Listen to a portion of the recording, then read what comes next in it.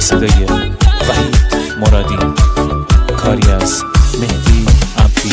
پالنگ وحشی بی من مرا دستیا کردی، یار جنگی من، شلوار پلنگی من، خالش و روزارم بر مسیا کردی، یار جنگی من، شلوار پلنگی من، حسی که به تدایمت برگی برندوه، یار جنگی من، شلوار پلنگی من، این جنگی کاتی عاشق تا که زندوه، یار جنگی من، شلوار پلنگی من. همه منطقه جنگ فقط تیر و تفنگه، رگبار فشنگه، هر خانت ساریکا داره مثل پلنگه، آماده جنگه، آماده جنگه.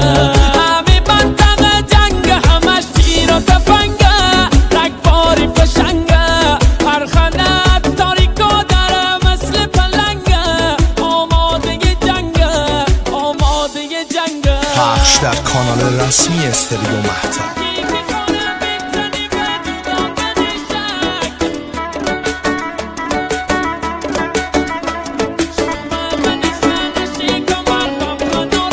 جان دلبر پلنگ وحشی بی من مرا دستیا کردی، خلش و روزارم ببر مسیا کردی، یادش بخیر.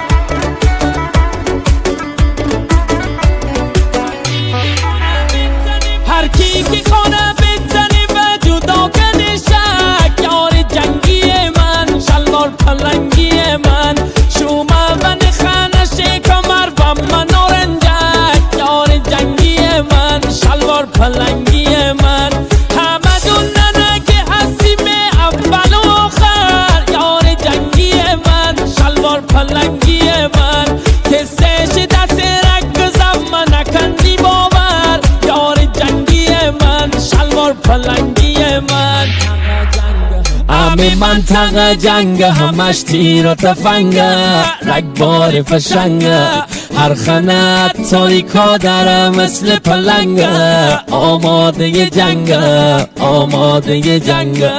همه منطقه جنگ همش تیر و تفنگه، رگباری فشنگه، هر خانت تاریکا داره مثل پلنگه، آماده جنگه، آماده جنگه.